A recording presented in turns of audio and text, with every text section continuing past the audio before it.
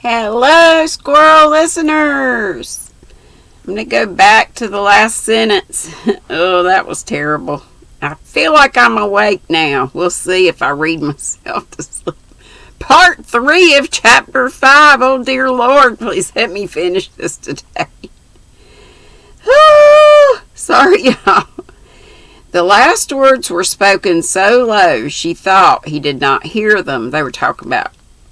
She was talking about buying these little things and not thinking they would add up to much, and she's tired of being poor.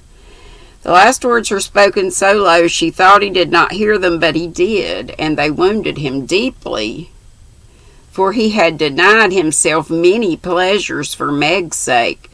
She could have bitten her tongue out the minute she had said it, for John pushed the books away and got up, saying with a little quiver in his voice, "I was afraid of this. I do my best, Meg." If he had scolded her or even shaken her, it would not have broken her heart like those few words. She ran to him and held him close, crying with repentant tears, "Oh, John, my dear, kind, hard-working boy, I didn't mean it. It was so wicked, so untrue and ungrateful. How could I say it? Oh, how could I say it?" He was very kind, forgave her readily, and did not utter one reproach, but Meg knew that she had done and said a thing which would not be forgotten soon, although he might never allude to it again. She had promised to love him for better or worse, and then she, his wife, had reproached him with his poverty after spending his earnings recklessly. It was dreadful, and the worst of it was John went on so quietly afterward, just as if nothing had happened, except that he stayed in town later and worked at night when she had gone to cry herself to sleep. A week of remorse nearly made Meg sick, and the discovery that John had countermanded the order for his new great coat reduced her to a state of despair which was pathetic to behold. He had simply said in answer to her surprised inquiries as to the change, "I can't afford it, my dear." Meg said no more, but a few minutes after he found her in the hall with her face buried in the old great coat, crying as if her heart would break. They had a long talk that night, and Meg learned to love her husband better for his poverty, because it seemed to have made a man of him, given him the strength and courage to fight his own way, and taught him a tender patience with which to bear and comfort the natural longings and failures of those he loved. Next day she put her pride in her pocket, went to Sally, told the truth, and asked her to buy the silk as a favor. The good-natured Mrs. Moffat willingly did so, and had the delicacy not to make her a present of it immediately afterward. Then Meg ordered home the great coat, and when John arrived she put it on and asked him how he liked her new silk gown. One can imagine what answer he made, how he received his present, and what a blissful state of things ensued.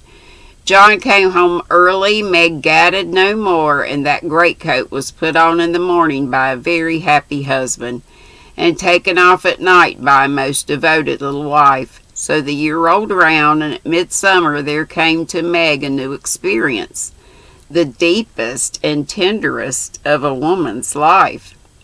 Laurie came sneaking into the kitchen of the Dovecote one Saturday with an excited face, and was received with the clash of cymbals, for Hannah clapped her hands with the saucepan in one and the cover in the other. "How's the little mama? Where is everybody? Why didn't you tell me before I came home?" began Laurie in a loud whisper. "Happy as a queen, the dear. Every soul of 'em is upstairs a-worshipping. We didn't want no hurricanes round. Now you go into the parlor and I'll send 'em down to you," with which somewhat involved reply Hannah vanished, chuckling ecstatically. Presently Joe appeared, proudly bearing a flannel bundle laid forth upon a large pillow. Joe's face was very sober, but her eyes twinkled, and there was an odd sound in her voice of repressed emotion of some sort. "Shut your eyes and hold out your arms," she said invitingly. Laurie backed I can't say that word. precipitately into a corner and put his hands behind him with an imploring gesture. "No, thank you. I'd rather not. I shall drop it or smash it as sure as fate."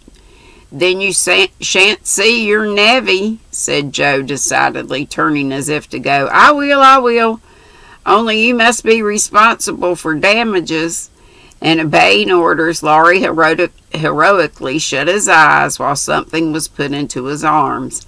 A peal of laughter from Joe, Amy, Mrs. March, Hannah, and John caused him to open them the next minute to find himself invested with 2 babies instead of 1. No wonder they laughed, for the expression of his face was droll enough to convulse a Quaker. As he stood there and stared wildly from the unconscious innocence to the hilarious spectators with such dismay that Joe sat down on the floor and screamed. "Twins, by Jupiter!" was all he said for a minute, and then turning to the women with an appealing look that was comically piteous, he added, "Take 'em quick, somebody. I'm going to laugh and I shall drop 'em." Joe rescued his babies and marched up and down with one on each arm as if already initiated into the mysteries of baby tending, while Laurie laughed till the tears ran down his cheeks. "It's the best joke of the season, isn't it?" This seems weird. We were with Joe and, Meg and John. I guess John arrived. Okay, I guess I got that right. I shall drop them. "It's the best joke of the season, isn't it? I wouldn't have told you, for I set my heart on surprising you, and I flatter myself I've done it," said Joe when she got her breath. "I never was more staggered in my life. Isn't it fun? Are they boys? What are you going to name them?" "Let's have another look. Hold me up, Joe, for upon my life it's one too many for me," returned Laurie, regarding the infants with the air of a big benevolent Newfoundland looking at a pair of infantile kittens. "Boy and girl. Aren't they beauties?" said the proud papa, beaming upon the little red squirmers as if they were unfledged angels. "Most remarkable children I ever saw. Which is which?" And Laurie bent like a well sweep to examine the prodigies. Amy put a blue ribbon on the boy and a pink on the girl, French fashion, so you can always tell. Besides, one has blue eyes and one brown. "Kiss them, Uncle Teddy." Okay. So these are Meg and Joe's babies. Uncle Teddy, said wicked Joe. "I'm afraid they mightn't like it," began Laurie with unusual timidity in such matters. "Of course they will. They're used to it now. Do it this minute, sir," commanded Joe, fearing he might propose a proxy. Laurie screwed up his face and obeyed with a gingerly peck at each little cheek that produced another laugh and made the babies squeal. "There, I knew they didn't like it. That's the boy. See him kick? He hits out with his fist like a good one. Now then, young Brooke, pitch into a man of your own size, will ya?" It's time for Brenda the newbie crocheters live. Let's see. They're used to it now. Produce another laugh. They're on it. "Now then, young Brooke, pitch into a man of your own size, will you?" cried Laurie, delighted with a poke in the face from a tiny fist flapping aimlessly about. "He's to be named John Lawrence," said the girl, "and the girl Margaret, after mother and grandmother. We shall call her Daisy so as not to have 2 Megs. And I suppose the Manny will be Jack unless we find a better name," said Amy with ant-like interest.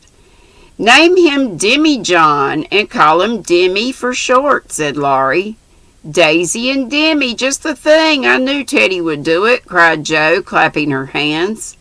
Teddy certainly had done it that time, for the babies were Daisy and Demi to the end of the chapter. And that is the end of the chapter. Thank you, Jesus. And I'm not going to read on because I want to have the next one that's on reading. So chapter 6 is called Calls. C-A-L-L-S. Calls. Thank you, dear Lord.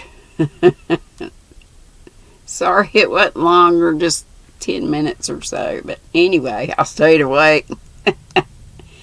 If they were all just that length, that would be groovy. Well, I'm going to go because, as you heard, at 3 bells, and it's 3:01 right now, Brenda, the newbie crocheter, is live. And I was just at David's at his Topic Tuesday at 2. Love y'all. Be sweet, don't be ugly. And we'll read again tomorrow, the Lord willing, and the creek don't rise. No live today as it's Tuesday. But tomorrow, right here, at 5. And hopefully I'll have my tea instead of Diet Coke. Okay, love y'all bunches. Be sweet, don't be ugly. I think I said that, but oh well, we'll say it again. Have a great day. Bye-bye.